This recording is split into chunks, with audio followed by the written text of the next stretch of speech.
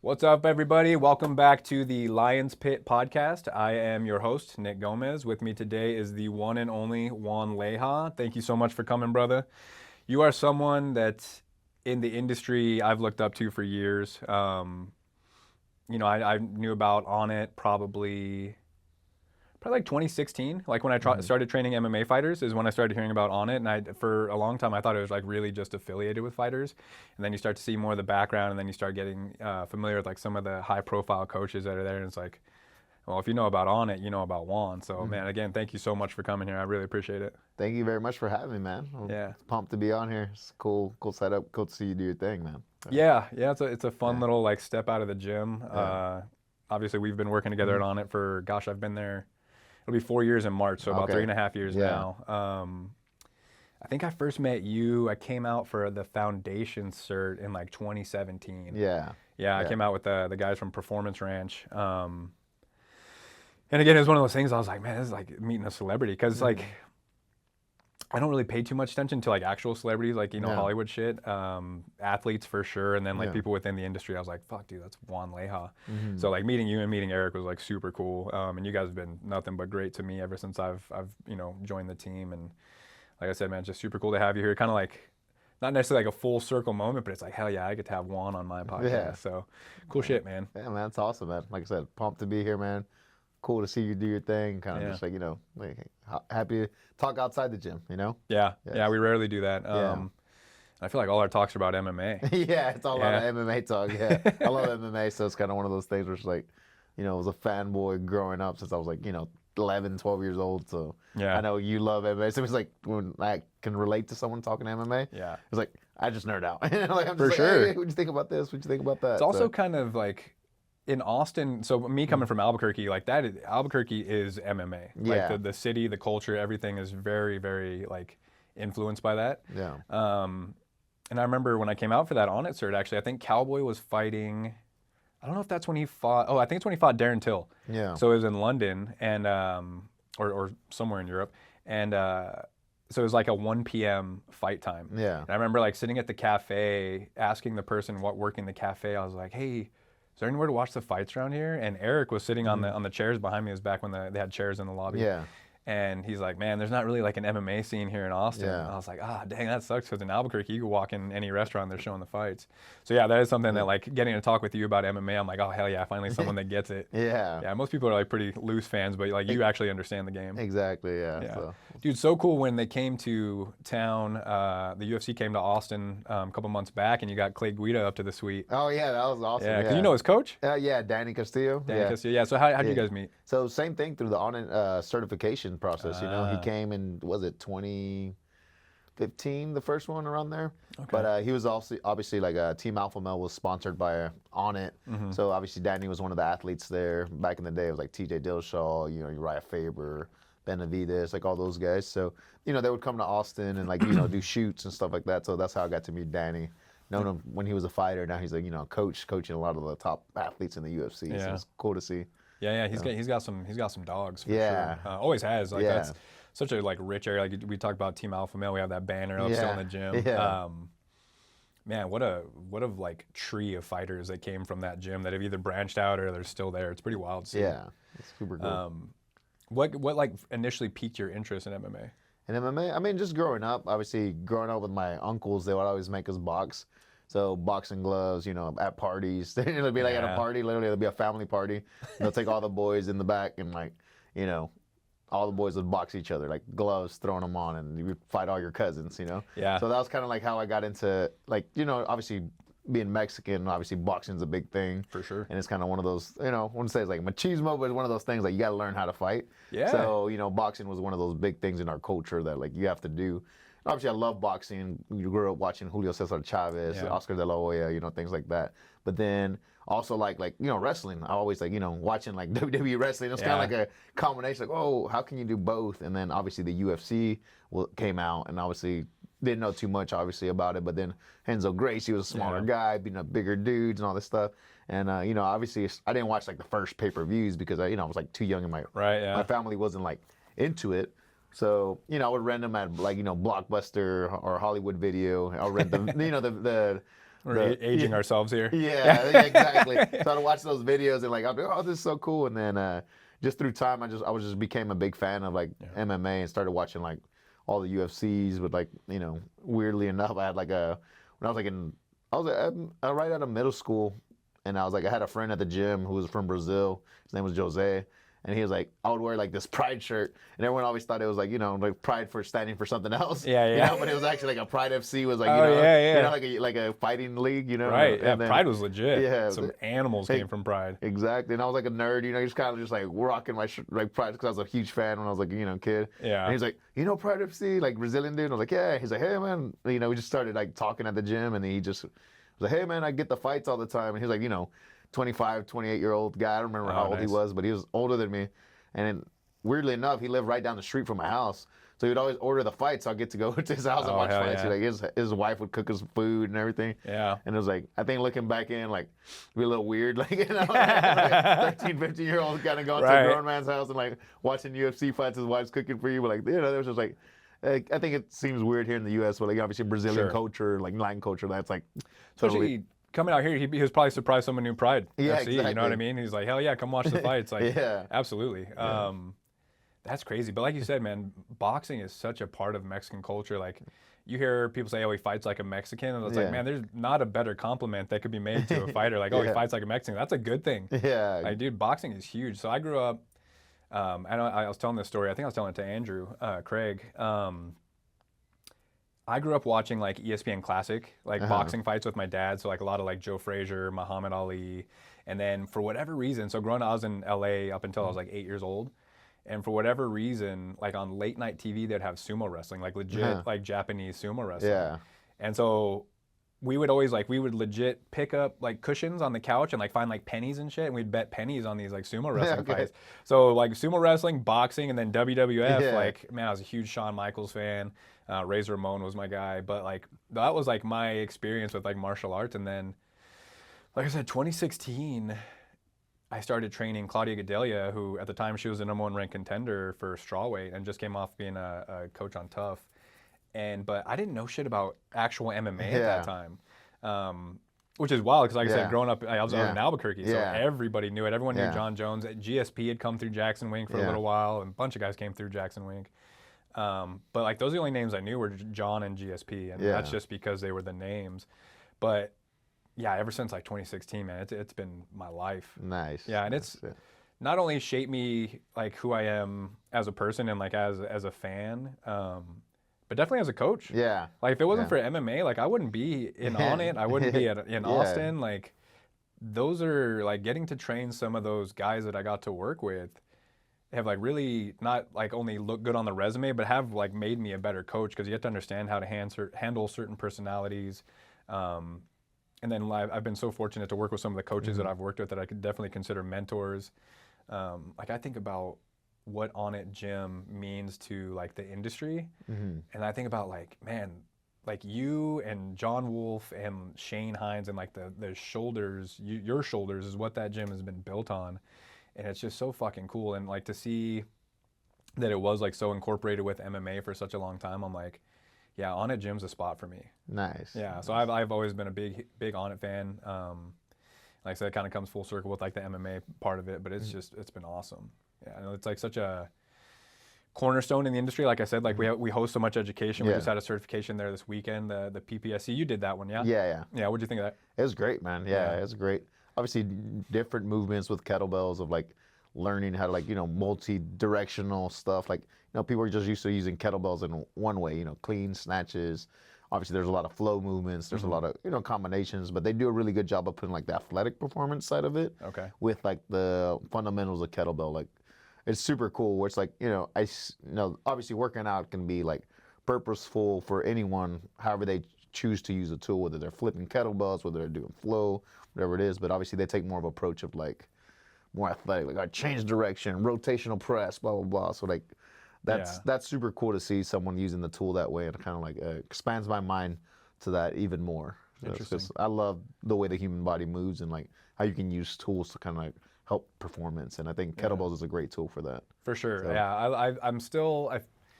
I don't consider myself proficient with like steel mace, Yeah. steel club, but like kettlebells I've used so much Yeah. in the last 8 years or so. Um, it's a certification that I really wanted to do, but I just got a new dog. Yeah. And I was like, oh man, I can't leave my dog for like 16 hours alone on the weekend. I don't know how he's going to do in the Yeah. apartment. But I heard great things about Yeah. it, so I was very curious to see like what your thoughts, because Yeah. you've been in the industry. How long you been coaching now? Over 20 years. God Yeah, dang. over 20 years. You know, I Hell started yeah. at a young age, but I always like grew up like, you know, training people. Like ever since I started working out since I was like 12 years old. Mm-hmm. I used to go to the gym with my uncle. My uncle used to pick me up early mornings in the summer. Cause I used to be, I wasn't like a chubby kid. I was more like a husky kid, I would Yeah. say. Like I was just like always like kind of thick. That kid, yeah. Yeah, but I was like, you know, obviously not like the small on the smaller end. So, you know, my dad would like teach me how to work out. He bought me a bench press, dumbbells, all that stuff. I would just do bench press and curls, and that's all I knew how to do. Yeah, hell yeah. And then, you know, my dad would teach me how to work out, but obviously my dad was busy with work.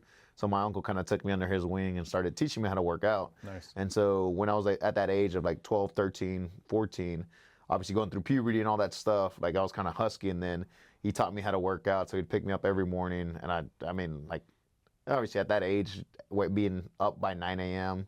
in your summer days is kind of like rough. Yeah, you know? for sure. So Absolutely. yeah, you're like trying to sleep in. So he would pick me up and like, you know, I had to be ready and go to the gym. And like, it built that discipline in me of like Yeah. having to get moving and stuff like that. So I work out with them every day, Monday through Friday. And then Saturday, Sundays, I would just hang out with my friends. Nice. But it kind of like showed me those, how to train, how to work out, you know, Yeah. more bodybuilding style. But that's what got me into like really like just working out in general, just like from him, learning from him. Yeah. So Yeah, it helps build that routine, and you know, once it becomes part of your lifestyle, it's part of your life. It's a non-negotiable. Like I see, especially with as much as you travel, Yeah. like you are always finding the nicest gyms in town, and you're Yeah. going and you're killing it. No, I don't know anybody that goes as hard as you in the gym. Yeah. It's fucking wild. But it just it's a non-negotiable. Yeah. Like especially for what we do Yeah. in the industry, like when you're traveling, it's like your body is your business. Exactly. And you're getting your name out there, your image out there, and obviously you have a huge not only impact but influence online. So it's really cool to see how something that, like you said, as a 13, 14-year-old, you're like, damn, this is my summer break. I don't want to. And what's funny is, like, think 9 a.m. now. Yeah. It's like by 9 a.m. today, I had 2 clients and a smoothie. Yeah. You know what I mean? So it's like, but as I totally get it. As Yeah. a kid, you're like, 9 a.m. Yeah. So again, for that to be instilled at you in such a young age, it is obviously translated into how successful you are today as a coach. So it's really cool to see. But so you started at that young of age training. Yeah. When did you actually start like working with people, and then from there, when did it start becoming on it? Okay. So yeah. So obviously at that young age, I learned how to work out. So that going back to that, it's like playing football. You know, football, like you'd have your strength and conditioning program. Our school wasn't like very like, Yeah. you know, it was, you know, a little bit underdeveloped school. The programming, it was like a brand new high school, things like that. So the programming wasn't all there. Yeah. And I knew how to work out. I'd been training with my uncle, like, you know, for 2 summers now, so kind of knew it. So I would lead workouts with all the football team. Like, I would nice. just lead workouts for the football team, like put them through like squats, deadlifts, you know, bench press. Like I would do all the stuff. Yeah, like, the big 3. Yeah, exactly. So I would lead all those workouts. Like we'd have like a strength and conditioning session in high school, which were like very poorly structured.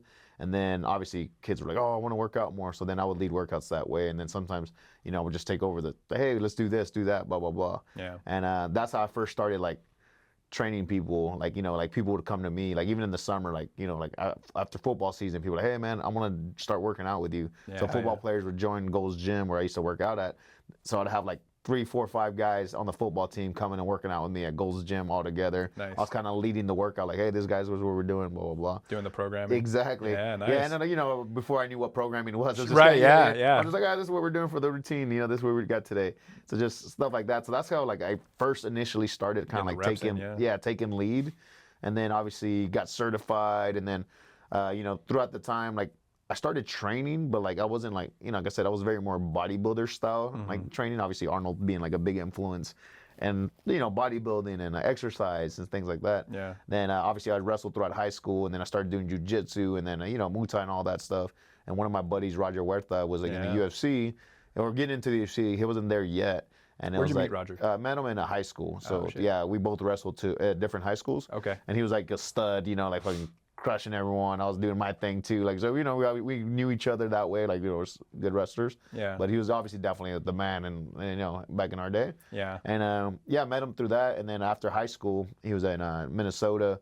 He obviously he's at a college wrestling, and they were doing more strength and conditioning actual programs. Oh yeah. And then when he would come down, I had just graduated high school because he was a year ahead of me. Okay. And then he was like, "Hey, we'd wrestle." He would whoop my ass, you know. Yeah. He would like literally Professional fighter. Yeah. He would put me through it, you know. And then he was like, "Hey, man, I just want to let you know if I can, you know, I'm fighting now. I fought at this barn in like, you know, in Ohio or something." Nice. He went to like, you know, back in the old days, fighting. So he went to that, but then to go back on the training side, he was teaching me workouts, like bodyweight workouts and like, you know, different things like plyometrics that like I wasn't really exposed to. And that's what opened up my brain. Like, oh man, like I need to learn all this stuff because all these curls and all this bench press, they ain't really helping when like someone grabs you and throws you and things like that. So that expanded my brain. Like, oh man, there's so much more to learn. Yeah. And obviously this is like, you know, I was 18, 19 years old. And then, once he got in the UFC, one of his friends that was coaching him, Justin Hagen, you know, they were using kettlebells, TRX. Like this is when like year one of like TRX, you know, obviously like kettlebells were been around for a long time, but like kind of like Pablo had just kind of exposed them more in the marketplace back in like, you know, this was like 2003, 2004. Okay, damn. So back in the day. Yeah, so we early TRX. Yeah. So we're doing like, you know, kettlebell swings, you know, Turkish get-ups, shit that were like, oh man, this is weird. It's hard. Like, you know, I just didn't know how to do it. Yeah. But it opened up my mind to like that style of training. It's more like, you know, functional fitness, strength and conditioning. And then eventually just evolved into like me just like wanting to learn more. And then, you know, obviously with Roger being in the UFC, he had his coach, and I was like, I would learn from Justin, you know, like send Roger workouts, and obviously he would have camps in Minnesota, but then he would also be here in Austin. Oh, nice. So I would help facilitate like the fight camps. You know, I was like training wanted to be a fighter. That was like my dream, but then realized how hard that is, and I was like, and I realized like I really like training people. Like, you know, like, and I was in school too. I was in college, so it's kind of like trying to like, you know, I think if you're a fighter, it's obviously now this was back then before it is what it is now. Back then people didn't, you know, people were like working at a bar, and they still do, but like working at a bar, doing this job, and bouncing and having a little bit of time to train MMA. And now obviously you have like the pros that are like training them. That's what they do. They get paid for. But back then it was just kind of like figuring it out. Yeah. And me being in college, trying to like balance my schedule in college and trying to pursue this dream of being a fighter was just like, you know, I was like, I got to drop college and do this, and that wasn't really like what my goal was, because my parents always like, you know, instilled that, you know, being first generation in the U.S., it's kind of like just to like finish school, like whatever. That's why they came. Yeah, absolutely. Yeah, you know, my parents didn't, you know, they didn't graduate, they didn't do any of that, so it was like their dream was like for me to finish, because they knew that would open up a lot of doors. So, so that's why I had to like, you know, kind of, especially with like you said, how unknown fighting was at that time. It's like, could have stayed in Mexico and fight. You didn't have to come to the U.S. You know what I mean? Like, well, I didn't bring you here to be a fighter. You're going to be an educated kid. Exactly. Yeah, I totally get that. Yeah, so that kind of like, you know, like kind of gave up that dream, because, you know, I did cut weight for 2 fights, you know, and both times my opponent pulled out. Oh, and it was rough. You know, you go through a training camp, you get beat up, you're hurt, you know, all this stuff. Yeah. And, you know, like to the point where like, you know what, this isn't for me. And I was like running training camps as far as like for Roger, like the workout side of things. Yeah. And so I was like, man, I really like the workout side of things. And then, you know, he believed in me. His strength and conditioning coach believed in me. He'll send me the workouts, and then,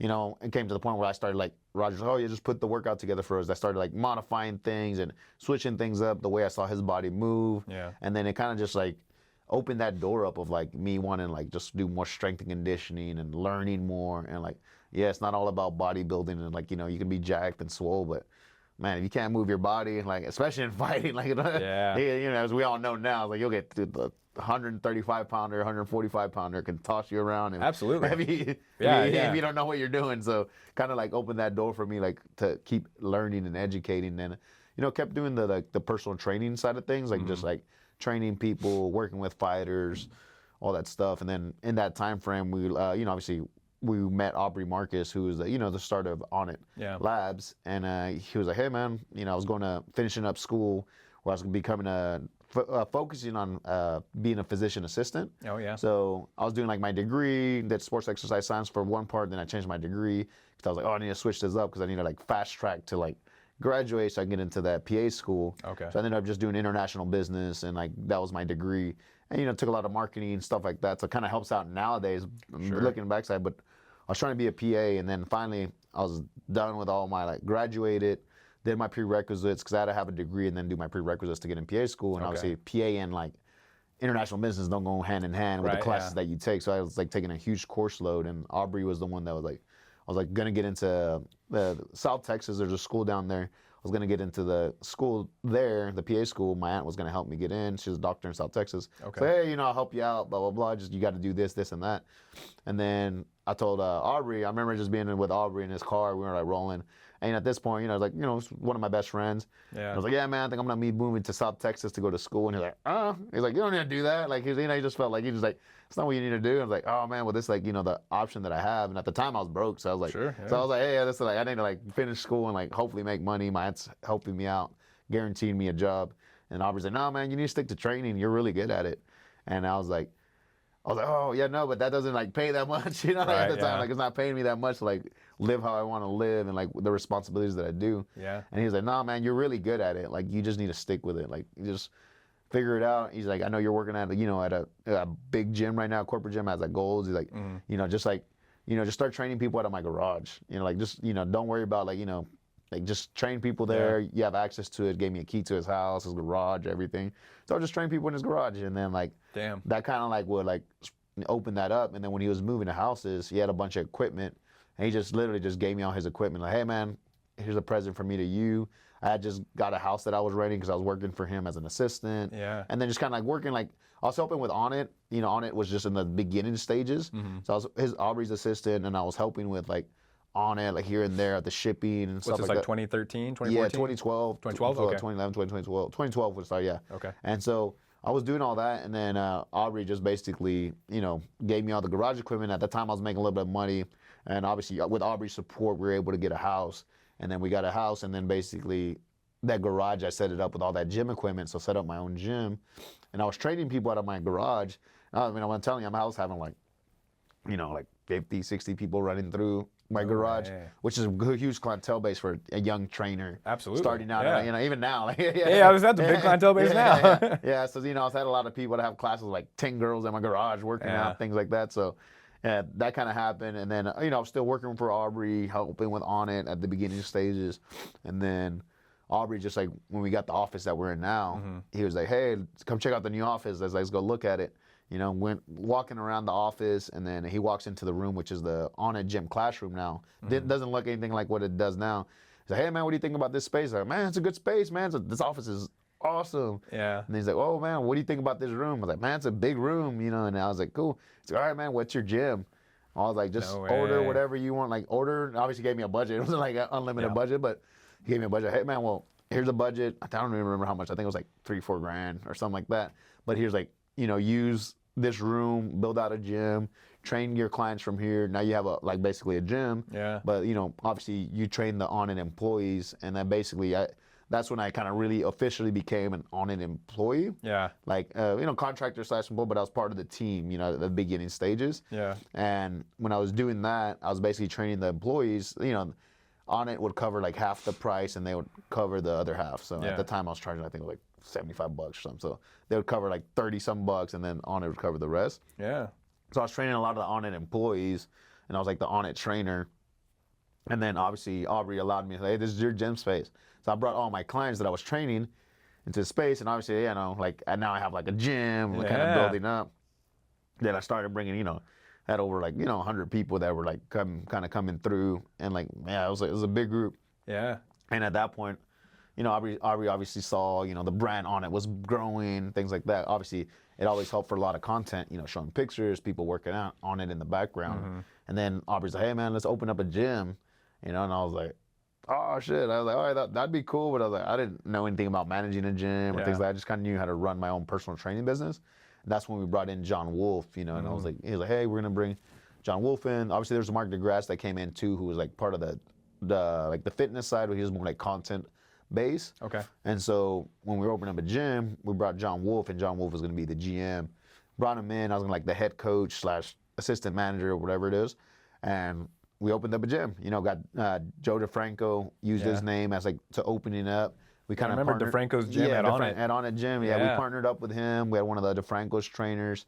And yeah, like Aubrey was like, hey man, we need to open up a gym. We opened up a gym, opened doors, and that was 10 years ago to the, this year. Yeah, I was gonna say we're coming up on, we're gonna have a party. We have a party at 10 year anniversary. But yeah, that allowed us to open up the gym. It's been like ebbs and flows of the gym, like up, down, up, down, up, down. Obviously we're riding in the high tide right now, so it's like really good. But yeah, that's kind of what like sparked the Onnit kind of like opening up the gym, and it's something that I take a lot of pride in, of being like the founder of the Onnit Gym. As you should. Yeah. And it's like now seeing what it is, like man, there's so many people in there. Like you're part of it. Like I have a lot of people that are part of it. Like it makes me feel really, really fucking good to be like, damn, all these people are here and they're all making a living. The amount of lives that gym has changed is wild, and it's crazy to think that literally started with you. Yeah, and your uncle. Yeah, your uncle showing you how to work out and building that work ethic in you.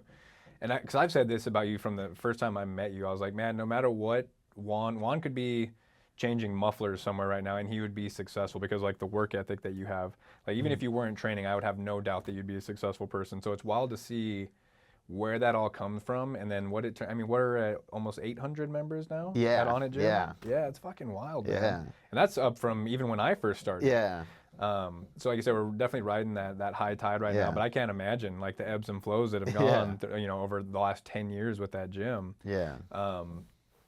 And to think, what if like had Aubrey never convinced you to stay? Yeah, exactly. Like what the hell where would I be doing? You know what I mean? If you think about that kind of stuff, it's like who knows if I'd be training? That's crazy. So it's cool to I think that like, man, like what have I been doing? What would I been doing now or whatever it is? But I always loved training. I always loved working out. I always loved helping people like change their lives, their mindset. Help them be better. And like that's one of those things where it's like, I love my job. Like, like I'm thankful that I'm in a position where like I don't really have to do one-on-ones anymore, but I do one-on-ones because I have great relationships with people and like helps me build that. It's like, it's therapeutic. I think obviously as a coach, you would know like when you talk to people, you're able to conversate, have these conversations, and it makes you kind of like unroll things that are in your mind and then get feedback from them and, just bouncing ideas. I think that's what personal training as a coach is like very important. It's not just about like exercise sets and reps. It's about being able to connect with an individual and like pushing me to be better. And obviously they're pushing you to be better because you're finding ways to motivate them. And like, I think that's the coolest part about personal training. And like, when I tell people like, I think when it comes to training, coaching, all that stuff, it's like a lot of energy goes into it. And I think unless you do it, you don't know like what kind of energy. So sometimes I have to be alone after like work. I'm like, oh, absolutely. I just need like, I don't want to talk to anybody. Like I expend a lot of energy. I had a class of like 30, 40 people. Then I had the women's group, and then had some personal training sessions. Like, I interacted maybe with, anywhere between 50 to 100 people every day. And it's like the energy that goes into it. Oh no, emotional energy, like physical energy for sure. Yeah, I know exactly what you're saying, man. There'll be times, especially like, say it's a busy afternoon and I have like even 3, which isn't a huge number, but 3 clients in a row, it's like that's tiring. And it's because again, the emotional investment that you put into each client, and then again, not only the physical energy like we're talking about, but the emotional energy. It's like, at the end of the day, it's like, man, I'm gonna go chill with my dog, and watch some football or something. Exactly. Yeah, but like you said, and to me, that's always kind of the difference between being a trainer and being a coach. Like being a coach, like you are so involved with that person's life and growth, and I know I see you in the gym obviously with the one-on-ones that you are training, and those are relationships that you have built like through and through. Like those genuinely seem like some of your good friends that you're training. Yes. And I think that's how it should appear, because like I feel like a lot of my clients genuinely are good friends of mine, and you've seen that with how I am with like Freeze and stuff. And it pushes you to be better because you see the impact that you have in their lives. And it's like, man, this is not only a physical change, but this is a person that trusts me with some of their deepest, darkest secrets, or whatever the case may be. They trust me more than they trust their therapist. Like we're having conversations. It's like, I need to be a better coach to make sure that I'm keeping them on their toes and make sure that they're being a better person. And bringing the best version of you every day for the people that you care about it takes constant growth. Like you cannot be a stagnant coach. You cannot sit on your laurels and be like, well, I've worked with so-and-so and I have this wall full of certifications behind me. It's like, no, that's not that was yesterday. What are you doing today? What are you doing tomorrow? And again, I think you truly embody that, because even with as long as you've been doing it, you were at a certification this past weekend. Since I've been there, you've been to more certifications than I've been to.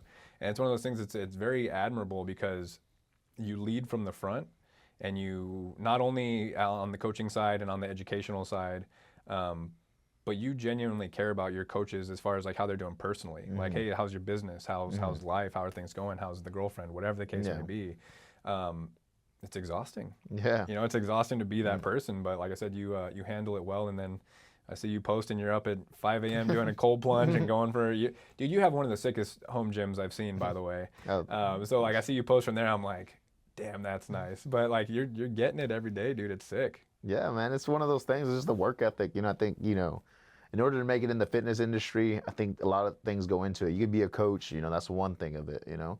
You could be an influencer, that's another thing of it. You know, like these days you have your influencers, you have your coaches, you have people that do both, people that own gyms, that are entrepreneurs. You know, they kind of like a little bit of everything. And I do a little bit of everything, you know. I do a little bit of all of it. But I think it's, you know, with my team at Onnit Gym, it's like I want everyone, if they want to do everything, because it's like, you know, you can be very successful at training, but it's obviously a business. Is no matter how much you love doing it, it still has to pay bills. You know, Sure. it still have to financially make money. And I think, you know, that's the thing that I leading from the front. I want to make sure that I'm doing all the work. And then when you have like a younger coach or something like that, or ask for advice, I can be like, hey man, they kind of be like mentoring them. You know, hey, look, you're kind of like wasting your time on this stuff. Like focus on this and that. And I think that for me is like, it's something that I really love to do. I really love helping people, and especially when like, hey man, I've been there 10 years ago. I did that. Yeah. It's not gonna work. And like, you know, obviously, help the people that are willing to be helped, because you can give advice to some people and like,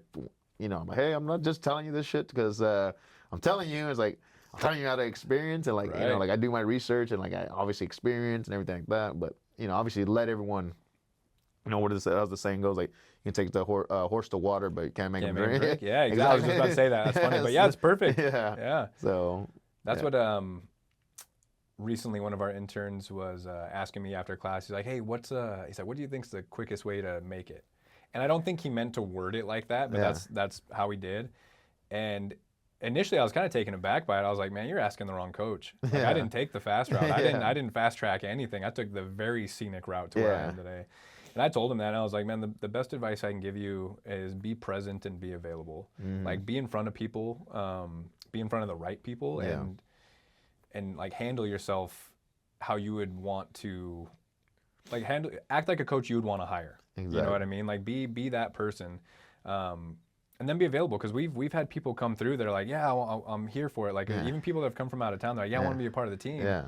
And then you give them like, hey, this is what we're offering you, and they're like, oh, well, you know, I'm going to have 1 foot in and 1 foot out. Yeah. And we've seen coaches do that, and it never works. It's like you have to be all in and believe in yourself. Because that for me, when I came in right after COVID. So the gym was not firing on all cylinders. Definitely not like it is today. So they you know, you, Larry, John Wolf, you're like, we can offer you a front desk spot. You know, you can work front desk, you can make smoothies, and then you know, once a coaching spot opens up, we'll happy to get you in. And, you know, somewhat fortunately for me, unfortunately, but probably within like the first 2 or 3 weeks I was there, and I gave it my all. I was like, all right, cool, I'm all in. Like I'd moved out here from New Mexico already. I didn't move out here to work it on it on paper, but in my mind and like in my heart, I was like, I'm moving out here to work it on it. And so for me, I was like, hell yeah, I'll get my foot in the door and watch me kick it down.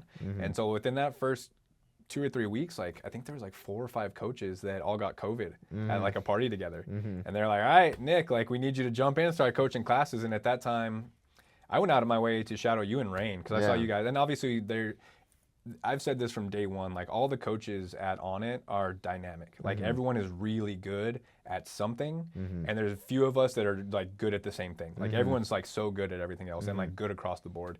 So, but when I first stepped in, I was like, all right, I want to shadow Juan and I want to shadow Rain. And so that's what I did. And I was living in New Braunfels at the time, and I remember asking Larry, I was like, hey, like, can I come in and like shadow these guys on my own time? Like, I'm not going to clock in or anything. He's like, yeah, for sure. Like, talk to Juan, talk to Rain. And that's what I did. So shadowing you guys, and I think I said like maybe shadowed both y'all for like a week or two, and then that's when I got an opportunity to coach, and I just blended what you guys were doing with what I was already doing. Luckily, working at Performance Ranch in Albuquerque, we were pretty loosely affiliated with Onnit through Cowboy Cerrone, and so I'd got to come up and do the foundations tour, and our warm up at Performance Ranch looked a lot like the Onnit warm up. So I was like, all right, cool, nailed that part. When it comes to the actual like strength and conditioning blocks, like that's something I can do as well. So watching you guys do like cool down and stuff, and then like the tempo that you guys would keep, and like the way you were pushing people in the right way, because obviously you want to push people past what they're comfortable with, but you have to understand what that person's dealing with too. Like, oh, I'm just coming off a torn labrum or whatever. So like I said, watching you and Rain, and then like being able to blend that with who I was already as a coach, man, it was just such like it felt like a seamless transition for me to start coaching Onnit classes. And I remember John Wolf after that, like just being like so appreciative of me. Cause I mean, it was in that like 2 weeks, I shit you not, man, I probably covered close to like 15 classes. Yeah, I was covering a lot of classes at that time. And then when we hired Gino, one of our young coaches at Onnit, great guy, I like Gino a lot, good young coach. But when we hired him, I remember Larry telling him, he's like, hey, you want to be successful? Do what Nick did. And I was like, that's the biggest compliment. And like, you want to be successful as a coach? Do what Nick did. But for me, what that was being present and being available. Like, if someone wants you to cover a 5 a.m. class, don't be like, nah, I can't make it at that time. You make it at that time. You have to. Like, for me, like, no wasn't an option. Like, not succeeding wasn't an option. Or like getting into Onnit and then like 3 or 4 months later, people being like, hey, you're not a good fit. Like, for me, that wasn't an option. I was like, this is it. Because I had nothing else to fall back on.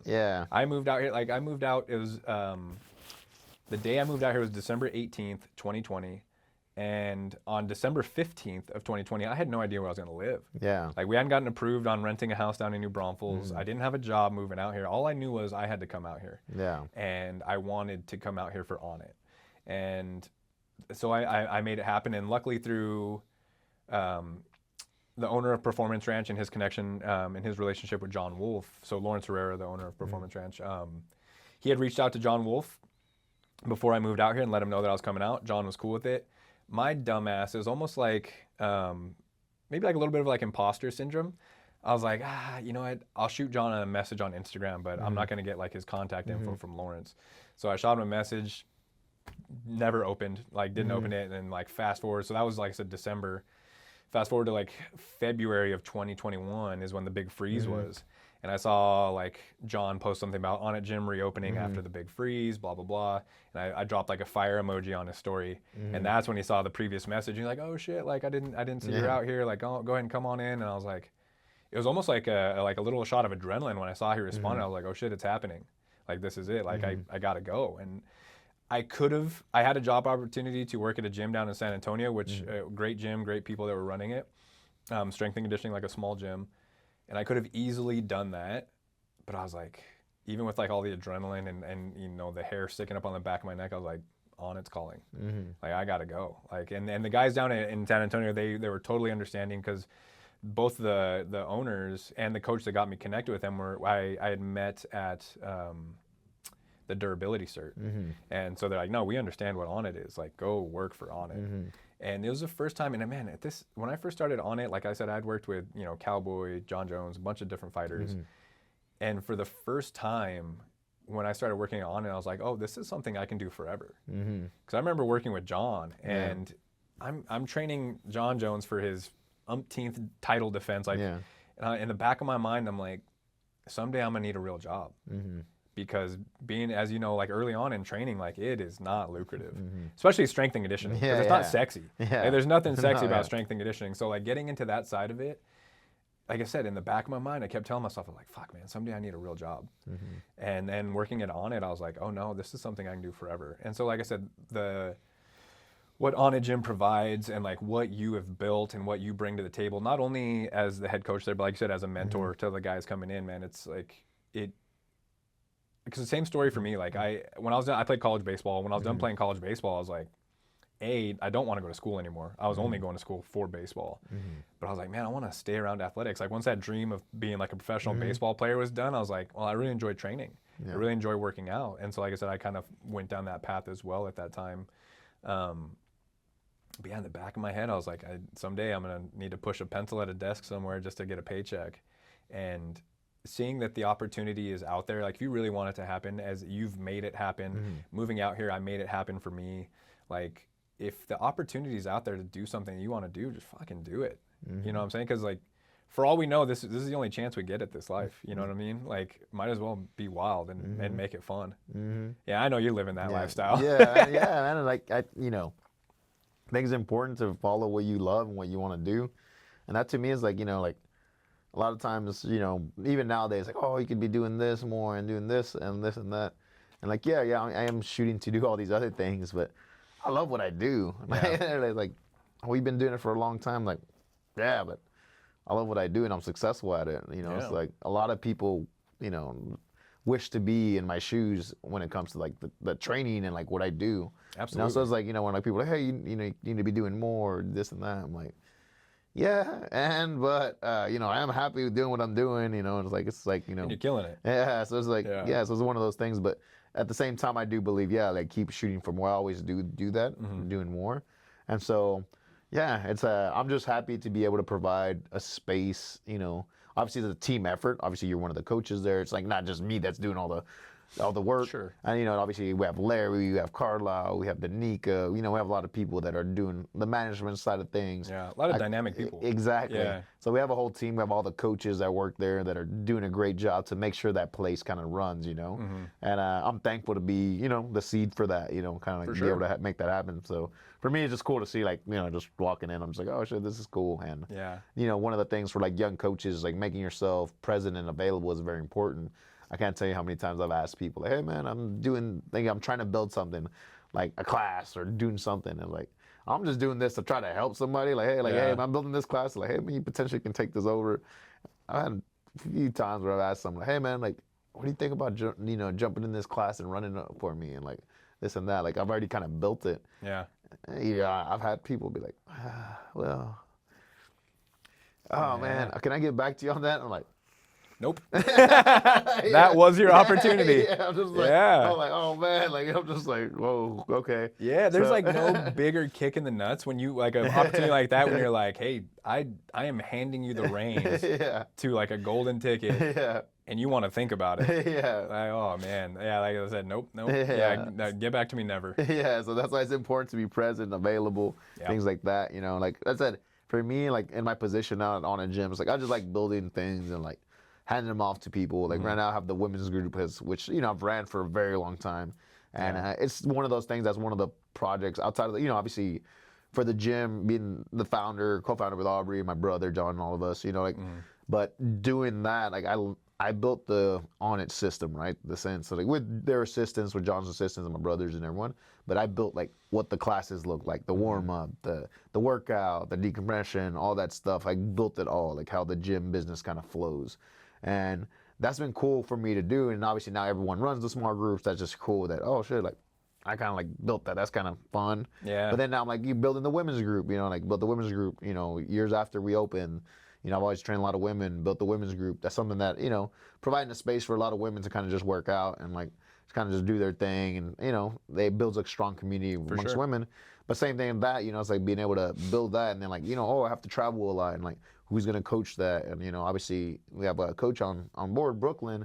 It's obviously a younger coach, kind of like, has developed, has developed now. Obviously now she's helping me with the women's group, takes care of some of that. But for me, it's like, it's like one of those things where it's like, gotta like work at it and like, obviously didn't feel obviously comfortable just handing it off to someone, but she's proven that she can do the work. She's committed, she's doing it. So now for me, it's like, hey, look, now you help me out with this, and I now built something that like she can help me with. And then like, I just enjoy doing stuff like that, whether it be events, whether it be classes, whether it be stuff like that. But I want to position the right people in them to like run it and like just like I want to keep doing other things, you know. So yeah, it seems like you're always like striving to do more, which is awesome. Like I said, because again, you're someone that you could just sit back and watch what you've done. You know what I mean? But you don't. You know what I mean? Like your car might as well not even have rear view mirrors because you're just going. And that's something I said is awesome because you see that happen. You see that happen. People that like make it to a certain level and then like, all right, cool, I made it. It's like, no, you haven't. You don't make it because you still got to keep going. And I've always said like, even if I was retired, I'd probably still be like training people. I'd probably still be doing something. Even if I was rich, like I love training people. Yeah. And the impact that we can have, because I know the impact it's had on my life, getting back in shape. And I mean, after, same thing, I was always kind of like a husky kid. Yeah. I was never like a really chubby kid, but I was pretty thick. And then went on to college baseball, where my sophomore year I was a catcher in baseball. I'm only 5'8", so a pretty short catcher. And my coach was like, "Man, we need to get you a little bit bigger." And I think at the time I was probably like 185. And so I got up to like 205, and not like a particularly healthy 205, like pretty shit eating and like football style lifting. Which, I mean, so in baseball you run 60s, like football you run a 40-yard dash, baseball you run 60s. And I dropped like almost half a second on my 60 times. I was like, holy cow, I'm getting so heavy. And then I like slowly worked my way back down to like 190. But then after college baseball, man, I got content, got comfortable. I got up to like 230, like a very soft 230. And at that point, like I tell people, like I felt like I was living a script that was written for somebody else. And I look back at that time in my life, I'm like, holy cow, I was just like so like off. You know what I mean? I just I wasn't pursuing anything. I wasn't trying to be better in any way. I was just content with like working 2 different jobs at that time. The girl that I was with at that time she was great, but not necessarily pushing me to be better either. And it's one of those things like, man, I look at how much my life has changed since I've really gotten involved with fitness, and it's been amazing. It's been night and day, and it's like, man, I hope I can have that same kind of impact on people. And that's why I love what I do, because as we see daily, and how many people will come up that are from different parts of the world, and they come up like, oh shit, Onnit, can I get a picture with you? And like they tell you their story and how you've impacted their story. It's like, that's someone that's literally on the other side of the planet that you have changed their life. And it's like the fact that we can have that kind of impact on people, it's like not a lot of people can do that and still have it be this rewarding. So why not just keep doing it? Exactly. Yeah. That's obviously that's the reason that I do what I do. It's like, obviously in-person training, but online, whether I'm just posting workouts on Instagram or socials and things like that, or people are doing my online training, my programming. It's just cool to see like people like changing their lives because I had some type of impact on it. And I think, for that reason, I'm always going to be a coach. I've, told my girlfriend, like, like no matter what, I'm always going to train 1 or 2 people like for the rest of my life if I can, Sure. I was like, oh, well, like people are like, oh, well, you can literally like build your online business and like what you're doing and like work from anywhere and like be free and do whatever. Like, I don't want to just do that. I was like, I'm like, that's cool, but I don't want to do that all the time. I still like want to train people. Like I still want to like be in the gym. Like, I enjoy the freedom, but like, I still want to like be in the gym and like training people. Like that, and having a purpose-filled life. Like me, obviously training people online is fulfilling, but not like to the point where I like to do fully. I still have to be in person, and I love running a class that's packed and like the energy and like people, sweating and being thankful afterwards. Like that, I love doing that, like, and I don't ever want to stop doing that. So and the ripple effect, like I said, the impact you've had on me as a coach, on Gino, anyone that's ever walked through Onnit or has been motivated by Onnit or heard of Onnit, or athletes that you've worked with, again, the ripple effect is immeasurable. Like there's no telling how many lives you've impacted just by pursuing your passion and being great at what you want to do. So like I said, it's one of those things like, man, the motivation is there. Like it's so cool to see what you're doing and everything you have done. What's coming up next? I think, well, what's coming up next is, doing more, stuff like this, more speaking, more like, events. And I kind of spreading the word more like vocally and not just physically. So kind of just like doing a lot of more stuff like that. Obviously, kind of like restructuring my online brand. So online programming, all that stuff's getting a little bit restructured. I'm part of this app called Sambo. Oh yeah. So I'm part of them, and obviously I run my programming through them, and so kind of building that community back up. I was very successful during the pandemic, after the pandemic, and all that. But then I kind of focused all my energy into the gym because obviously the gym, when Onnit got rid of the gym, they sold the gym. Well, to Aubrey, they offered it to me. Oh wow! They offered it me to Alona. Hey man, do you want the gym? Like, it was a really sweet deal, but I was like, hell no. I was like, I love the gym, but like at the time, obviously my online business was generating way more money than the gym, like, like for sure, by a lot, so it was like, So it was like one of those things, like, why am I gonna like take on this? I already had ran this gym. I already know the pain points that go into. Yeah. Why would I do that if this, like, right? I just keep training people and doing that. I don't want to take the full responsibility of it. Just didn't want to at the time. But then Aubrey, obviously he took the gym. He was like, oh, they offered it to him, and he obviously him being the guy that started on it, he took it. But then he hit me up like, hey man, like, I'm gonna take the gym back. But I only want to do this if you and Eric come back on board, because we were loosely with the gym. We were kind of, we got Onnit Labs got bought out, and I was fortunate to be part of that buyout. And, life was great, so presents opportunities. Yeah. So got bought out with the Onnit Labs when they got at a really good sweet position in what I was doing. Got a little comfortable, but not comfortable. But at the same time, I was like, all right, Aubrey is taking the gym, and then I do recognize, like, when I left the gym, I was still training people at the gym, but not at the gym.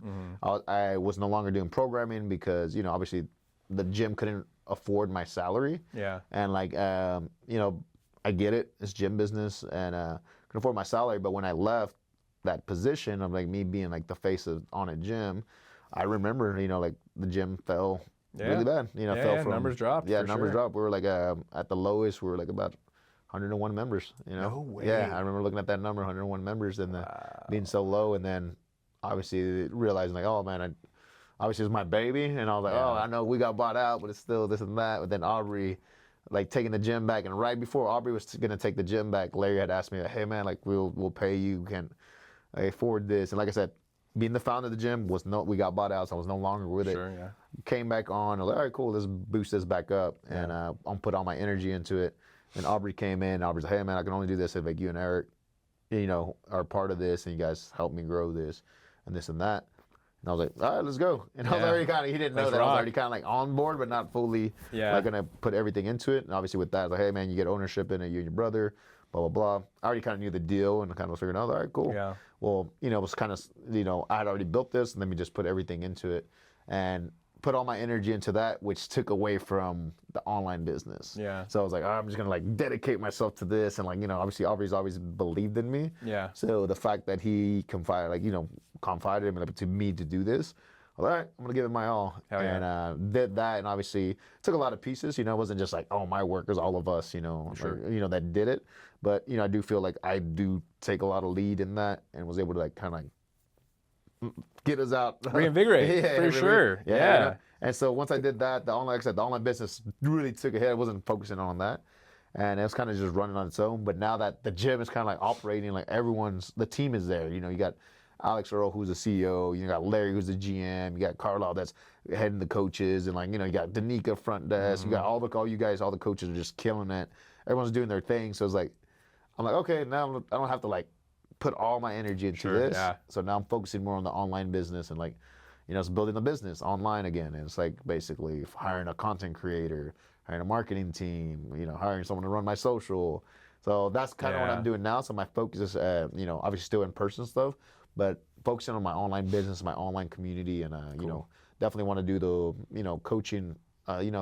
Had some clients on a one-on-one coaching online, and I want to build those back up because I want to build a community. I want to do more events. I want to have retreats with people that are training with me. I want to be able to connect with those people that I'm helping on their fitness journey. But I want to have, obviously be in Cabo and have a retreat there. Be in the mountains in Colorado and just things that. So that's what's on the horizon. That's my vision. The vision's always it's a vision, and to execute takes a lot of energy. And right now, I could say I'm not overreaching, but I ain't gonna lie, it's fucking hard. Yeah, but I mean, that's you have to set those goals, especially with everything you've already accomplished.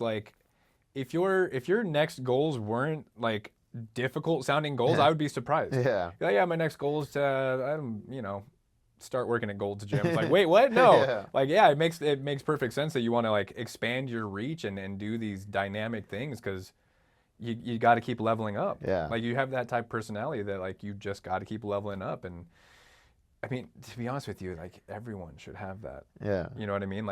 People talk about how good competition is for people. It's if you didn't have competition, who would, we wouldn't be the people we are today, because you and I coming up in the athletic world that we've grown up in, it was all based off competition. Because again, we aren't the most, granted, you are an absolute unit, but we're Yeah. not the most physically gifted No. people. I'm 5'8", you know what I'm saying? Yeah, I'm not one of these guys that just exactly. walked in like, oh, that's an Adonis. Yeah. So like I said, the competition made me who I am today. The hard times made me who I am today. Because if you never got through those challenges, you wouldn't be as grateful, A, and you wouldn't be as determined, B. Yeah. Like, so again, the fact that you're setting these goals of like starting to do retreats and stuff, I'm like, yeah, makes perfect sense. Like, Yeah. that's what you should be doing next. Yeah. Is like, that is expanding your reach. Because like I said, we have no idea like what your reach has been already, and as a big personality online, like you impact. How many like views do your videos get? You know what I mean? Like hundreds of thousands? Yeah, they do. Yeah. But varies these days, obviously with the algorithm. But yeah, Yeah. they get a lot of views. You know, like it being able to reach a lot of people. And obviously, like I always tell people when it comes to like social media platforms, it's like obviously the bigger reach, the better. You know, but Sure. but it's also the quality of followers that you have. And you know, obviously for me, I don't have like 1 million followers, but you know, I have a decent size Yeah. following.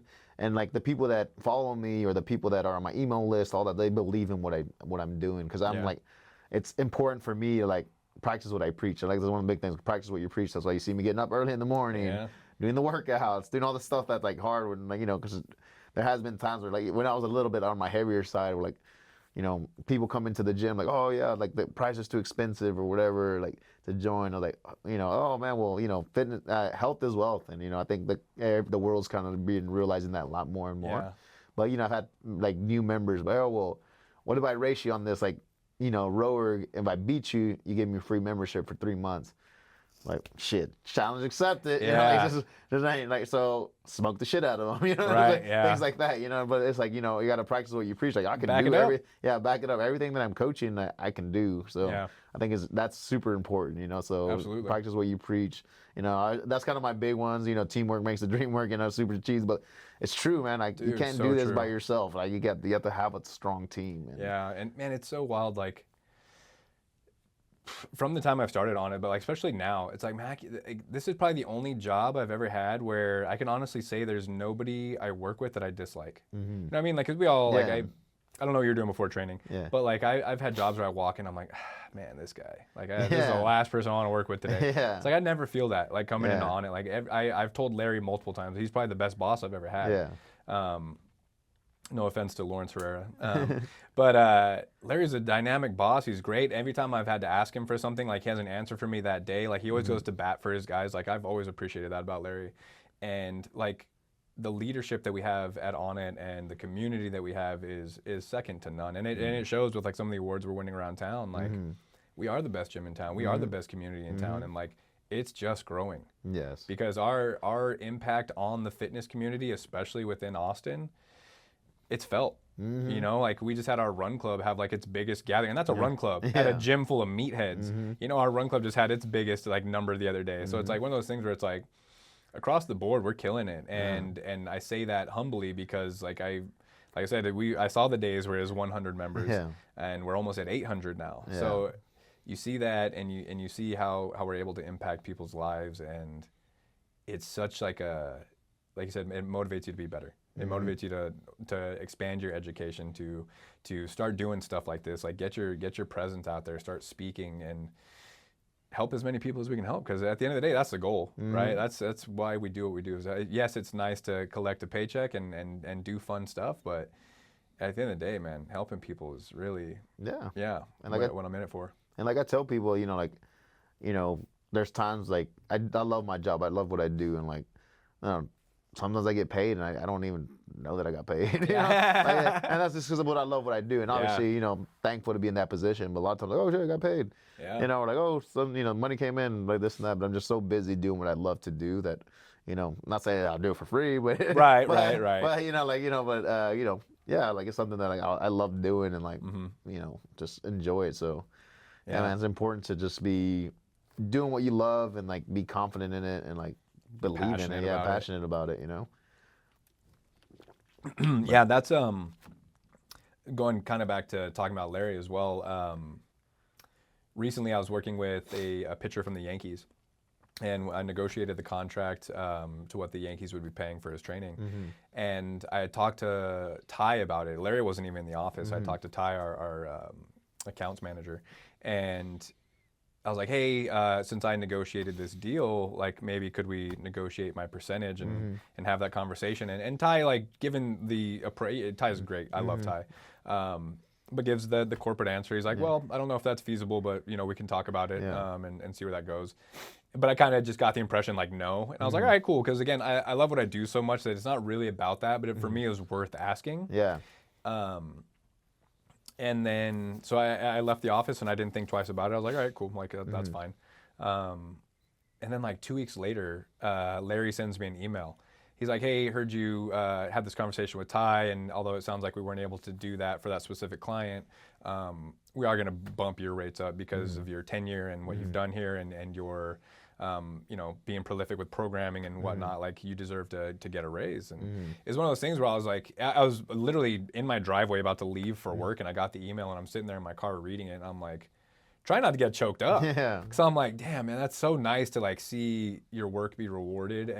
But more so for me, it was so cool to see that the conversation continued after I left the room. Like Ty had that conversation with Larry, and they obviously thought it was a good idea to do that. So just have those kind of guys go to bat for you. And like I said, it's not about the money, but it is very nice to like be able to be like, cool, someone else is recognizing like what I'm doing. And like I said, at the end of the day, I was still doing what I was doing for what I thought I was getting paid, and then I ended up getting paid more for it. And it was one of those things, like you said, it was like, oh, hey, I got paid. Yeah. But like just such a cool moment. And I was like, yeah, I'm definitely doing what I'm supposed to be doing. Yeah. Like, this is what I'm meant to be here for. Yeah. Like everything, it's still a business, like you gotta realize it's still a business. Like I always tell people like, yeah, I don't want to do things for free because then people don't value it. Or obviously I'll help people out, but like, it's still a business. I am a business. I am my business. So like anything free is like, hey man, like if you don't value my energy and time, and obviously my rate and training is a certain price, so it's like, hey, I'm training you, like I'm not trying to like these are years of experience of me going through stuff and like all your certifications, all your certain reason that I pay you this, like, oh well, so and so charges this, like, well, so and so ain't me. Yeah, exactly. Yeah. So I think you gotta value that stuff, like I think that's the biggest thing with people in training. I think they're always afraid to be like, it costs this much or this much, and like you have to be a good salesman as a trainer, as a coach. You have to be able to be confident in your pricing and like then obviously I don't get these a lot these days, but like when people are like, hey, I want to train with you, I'm like, oh, this is my price. I'm like, oh, I'm sorry, and I only have this time slot open, and I think for young coaches, I think it's very important to like obviously be educated, have the experience, build yourself up to those price points that you're confident in, and obviously be able to relate to people. But at the end of the day, coaching is a business, and you have to be confident in your pricing and what you're doing, and like I think that's just goes back to Onnit Gym. It's like trying to educate the coaches on like, hey, yeah, you are at one of the best facilities. You should be able to charge this. Should be able to do this. But you should be confident telling people your prices. Yeah, and you still got to do the work. Like I think all the coaches should still be doing certifications and like not all the time. But your younger coaches, I think if you're under under 30, you should be. It should be like like if you haven't done a lot of education in the process, then you should be taking as many certs and learning, getting mentored and stuff like that, because a lot of people these days think they know everything just from like social media or watch a YouTube video. YouTube video, or obviously you have ChatGPT these days. ChatGPT is fucking great. It's great. But it's like, oh well, yeah, it's true, but you haven't practiced and you haven't done it. So I think as a young coaches, you should be able to like keep honing in your craft, learning everything that you can, but also at the same time, you have to be a salesperson. You have to know the business side of things. I think that's, for me, it's one of the most important things. Is like, I can coach and train people. I can put programs together and do that all day.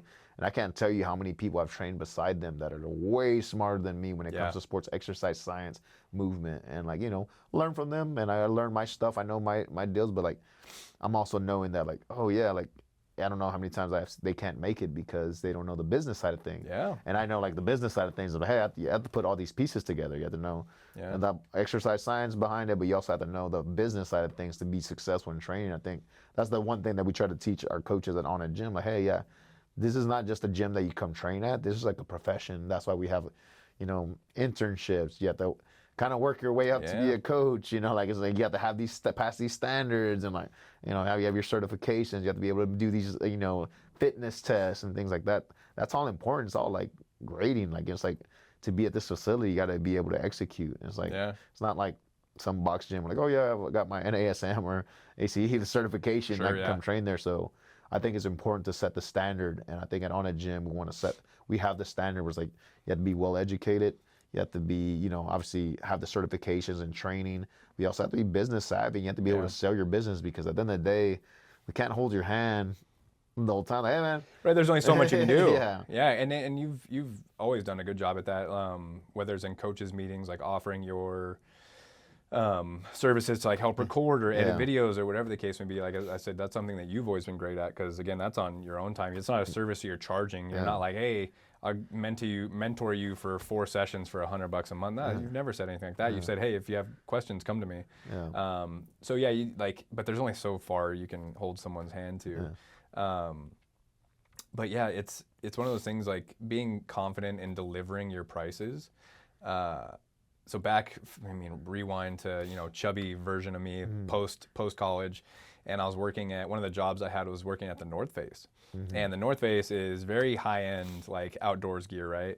And so I'm looking at some of these jackets that are like $600 jackets and shit like that, and I'm like, me growing up how I did, I was very financially challenged, to put it lightly, and I would see like people like our boss would be like, oh yeah, if they come in asking for this, try to upsell them to that, like typical retail stuff, right? And I remember thinking, I'm like, man, I can't try to talk someone up from a $200 jacket to a $600 jacket. And one of the lessons I had to learn is, don't shop with your wallet. Like, don't shop with your wallet. That person came in looking for something, and it's your job to give them that or something better. And so I've had to kind of take that same mentality into training, because we do work at a high-end facility, and it is not particularly cheap to train there. And that's one thing, like, talking to people, I'm like, yeah, these are my rates. And it's like, no, these are my rates, and I'll show you why. Pay those rates, and I'll show you why you're paying those rates. Most of my clients that I have today at Onnit, I've had for almost 3 years now. I don't have a lot of like brand new people. Like I've been training, and I haven't lost a lot of people either. Like I've been training these people for a long time, and they trust you. But it is one of those things, like going back to like being a younger coach, understand your worth and your value. But for me in particular, and I think this probably comes more so from like the strength and conditioning side, like a lot of unpaid hours have got me paid. Specifically with like John Jones, like not to keep bringing up that name, but when I first started training with John, like it was very volunteer. Like Lawrence was his head coach, and he would ask me, he'd be like, hey man, but he asked other coaches. But he'd ask me, he's like, hey man, you want to come see what we're doing? I'm like, absolutely. Or he'd be like, hey, I got to pick up my daughter from swim practice. Can you cover John today? Absolutely. Like I said, be present, be available, and don't ever be too big for the job. You know what I mean? Especially starting out. You know, and like I said, those unpaid hours eventually got me paid, and especially the experience. I was very fortunate to be a part of 4 camps with John, and that, even if I was just a fly on the wall, like the lessons I learned in those 4 camps were invaluable. Can't put a price on those. So like you said, like you've built yourself up into a person that can ask what you ask and confidently ask that. But like I said, that you, like a young coach coming up to me and be like, hey, how'd you make it so quick? I didn't.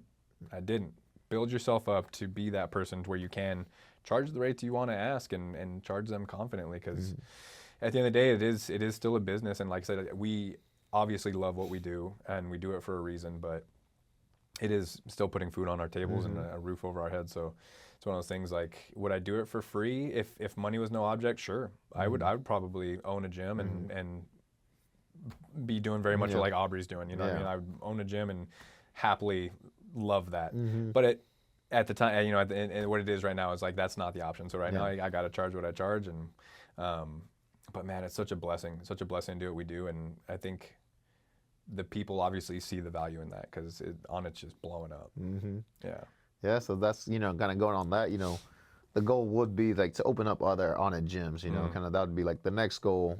Obviously I'm focusing on my online business right now, but the next goal that's also on the kind of radar is kind of like building another Onnit gym and like doing that stuff. Obviously, we have a good system, we have a good training. We want to be able to expand that to like reach other communities and have people kind of do our training and do what we're doing and be part of the team. So that's something that we've been kind of like, I don't know, we're kind of just thinking and doing, and I think it's like one of those things where like, we just got to do it, I think it's time, to do it. And so 2025 is something that I want to really shoot for, of like, expanding and growing. Obviously that goes with the team and like always being on board. And I think we're all there, just like about doing it.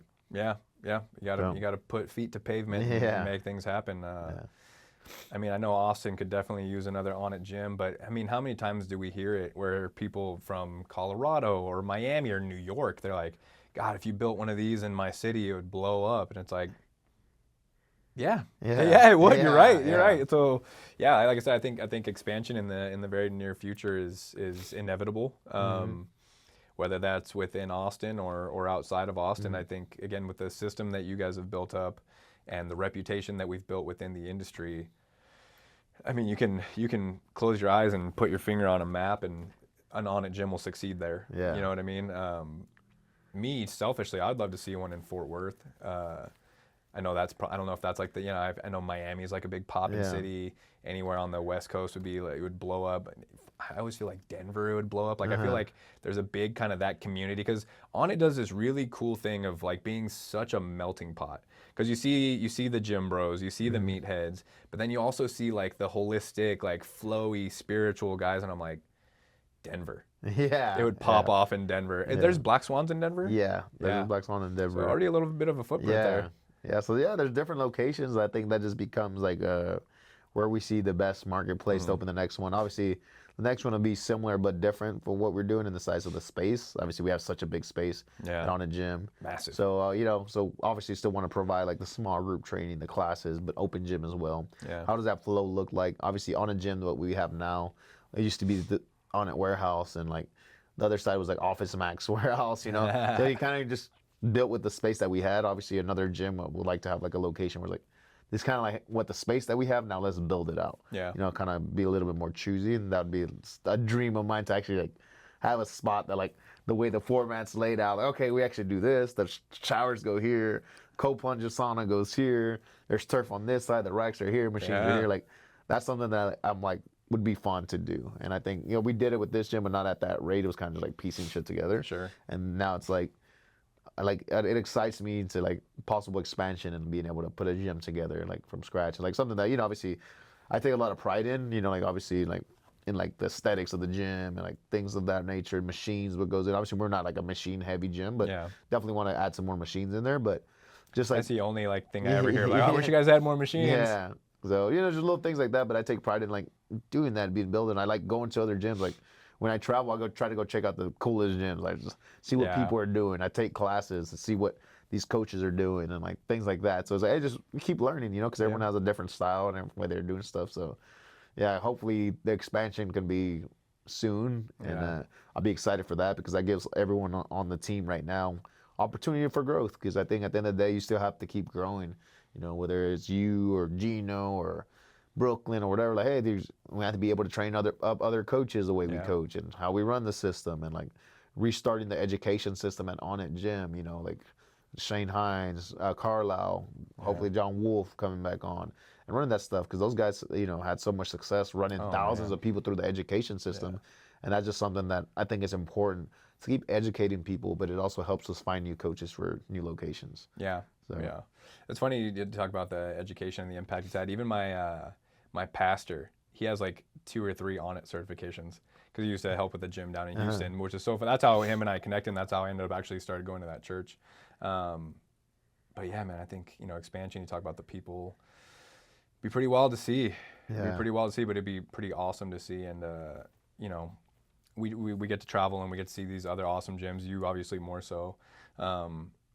And I know like Mike Boyle has, I'm pretty sure he has a book on gym layout and gym design. You ever thought about doing something like that? Yeah. Yeah, like writing like a program, or like even being like a consultant. A consultant. Thank you. Yeah, I've had people approach me with that, like consulting stuff. I just, at the time, I didn't have time, and obviously didn't put myself out there as much. But definitely, that's something I would like to do. Is just like basically go back in that space. Before the pandemic, I was getting people reaching out to me like, hey, can you help me build out my gym, do this? I had some people reach out to me just like not that long ago about it, but just not having that time right now because I'm building this other stuff. But that's certainly something I would like to do, is help people build out their gyms, help out with their programming, like how to run a class structure and things like that. Because as you know, you run the small groups too, and like it's when it comes to programming for such a big group, it has to be fun, dynamic, and it has to be changing, and like it's not necessarily how I would train like an athlete or like train like a one-on-one client, because it's more individually tailored to that individual.